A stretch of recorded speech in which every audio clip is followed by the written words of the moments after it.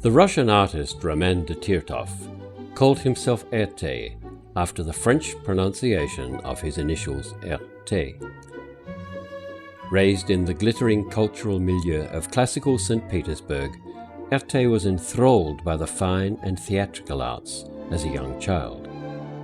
He moved from St. Petersburg to Paris in 1912 as a 19-year-old and found a position with leading couturist Paul Poiret, who, knowing Erte's boyhood passion for Russian ballet costumes, had him produce adaptations of his exotic creations for select patrons. Erte progressed rapidly from expanding others' ideas to devising his own. He worked closely with seamstresses who made the ensembles for clients and learned correct use of fabrics, cut and structure. From this he designed outrageous yet practical costumes for clients to wear to masquerade balls so popular before the Great War. Erte liked to attend these balls wearing his own ensembles. He had received master instruction from Ilya Repin, the great Russian realist painter, at the Imperial Academy, which would provide an assured technique in all the flamboyant work to come in his lifetime.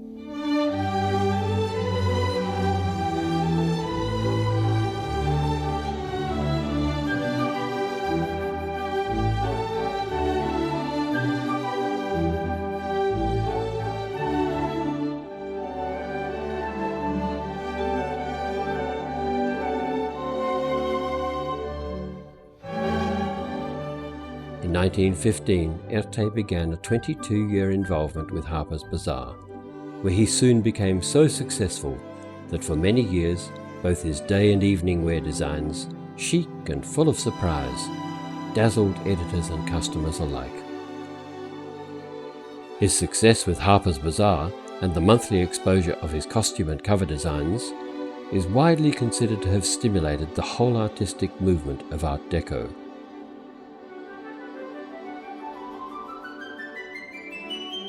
In 1919, Erte designed the costumes and stage decor for 2 tableaux at the Folies Bergère. These were highly acclaimed, sparking his 12-year period with the Folies Bergère.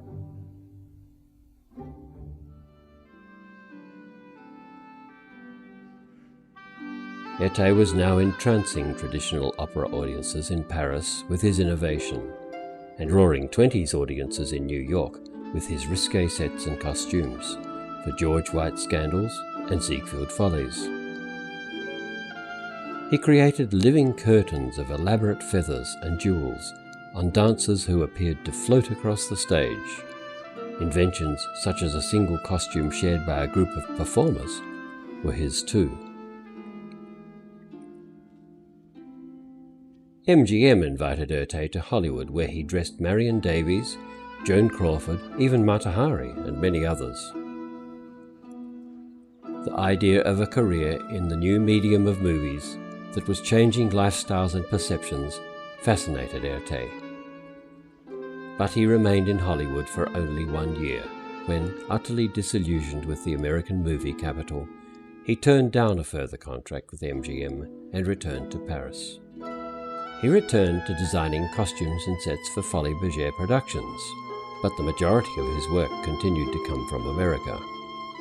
George White's Scandals relied solely upon his talents to create the costumes and decor for the extravagant musical comedy Manhattan Mary in 1927.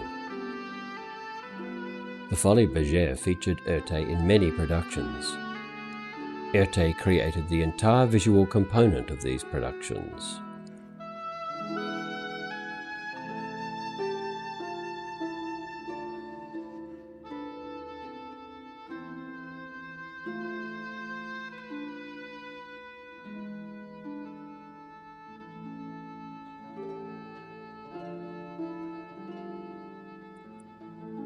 Erte produced 200 designs for the textile industry, in a commercial success that led to his contracts with Delman Shoes, Decca Records, Hole-Proof Hosiery, and others.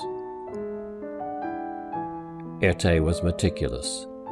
The hours he spent realizing his exacting sketches are incalculable, and could only have been accomplished with complete dedication.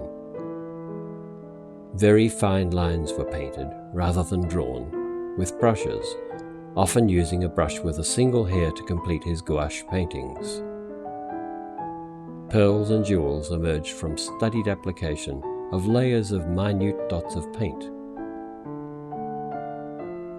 Erte's drawings are characterized by his delicate, fluid serpentine line.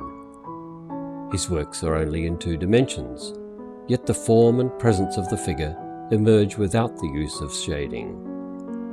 Careful attention to detail and precision is always evident, even in the peripheral extremes. To satisfy a renewed demand brought on by hugely successful retrospectives in his later life, Erte began to produce lithographs.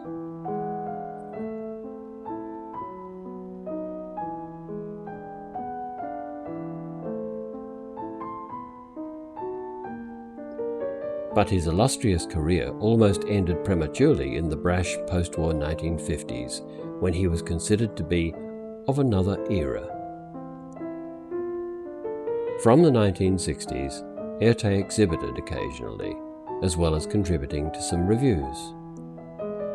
At the age of 96, he designed the complete stage sets and costumes for the Radio City Music Hall and for the Broadway musical Stardust. Erte died in 1990, at the age of 98.